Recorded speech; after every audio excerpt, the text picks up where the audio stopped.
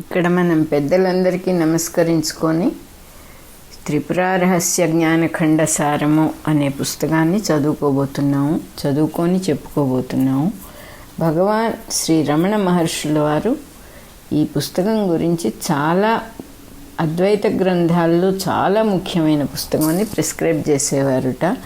ఈ త్రిపుర రహస్యాన్ని దత్తాత్రేయుల వారు పరశురాముడికి, ఆయన శిష్యుడైన పరశురాముడు ఆయన శిష్యుడైన హారితాయనుడికి చెప్పగా దాన్ని హారితాయనుడు సంస్కృత భాషలో 12,000 శ్లోకాలతో 3 ఖండాలుగా రచించాడనమాట. మాహాత్మ్య ఖండము, జ్ఞానఖండము, చర్యాఖండములుగా రచించాడు.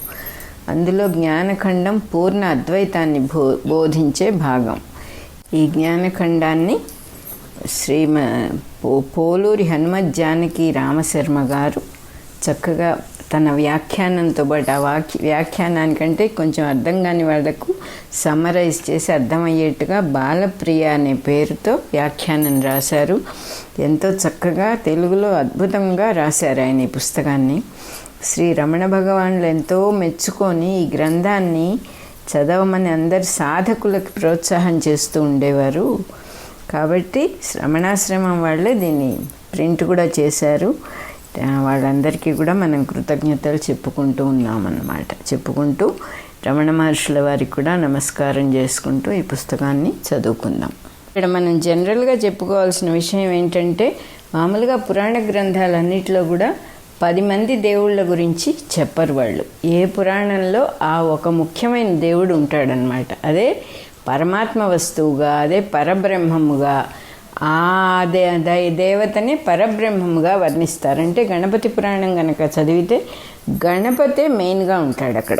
గణపతిలో నుంచే బ్రహ్మ విష్ణు మహేశ్వరులు వస్తారు. గణపతిలో నుంచే సృష్టి మొత్తం వస్తుంది. విష్ణు పురాణంలో విష్ణుమూర్తిని మెయిన్గా పెట్టుకుంటారు. శివపురాణంలో శివుణ్ణి మెయిన్గా పెట్టుకుంటారు. అట్లాగే ఇది అమ్మవారి శాక్తేయ పురాణం అంటారు. అమ్మవారు మెయిన్గా ఉండే దానిలో శక్తి అన్నమాట. అమ్మవారు అంటే ఆ శక్తిని మెయిన్గా పెట్టి ఆవిడే అందరూ బ్రహ్మ విష్ణు మహేశ్వరులు వాళ్ళ భార్యలు అందరూ కూడా ఆవిడలో నుంచే వచ్చినట్టుగా. అంటే ఇంతమంది దేవుళ్ళు ఉండటం అనేది పాసిబుల్ కాదు. కాబట్టి ఉన్నవాడు ఒక్కడేననేటటువంటి జ్ఞానంతోనే ఋషులు రాసినటువంటి గ్రంథాలు ఇవన్నీ కూడా. ఋషులు మనకి చక్కని గైడెన్స్ ఇస్తారు. కాబట్టి శివుడు చాలా గొప్పవాడు, విష్ణుమూర్తి తక్కువవాడు, లేకపోతే ఇంకోళ్ళు గొప్పవాళ్ళు, వీళ్ళు తాను ఉండదు. ఉన్నవాడు ఒక్కడే, వాడే అన్ని రూపాలు ధరించాడు. కాబట్టి వాడికి నువ్వు ఏ పేరైనా పెట్టుకోవచ్చు. ఇందులో ఎక్కువ తక్కువలు అనే ప్రసక్తే లేదు. ఒకళ్ళతో విరోధం అని లేదు, ఒకళ్ళతో సఖ్యం అని. వీళ్ళంటేనే విష్ణుమూర్తినే పూజ చేస్తానండి, శివుణ్ణి నేను చేయనండి అనేవాళ్ళు కొంతమంది ఉంటారు. అది కూడా ఓకే.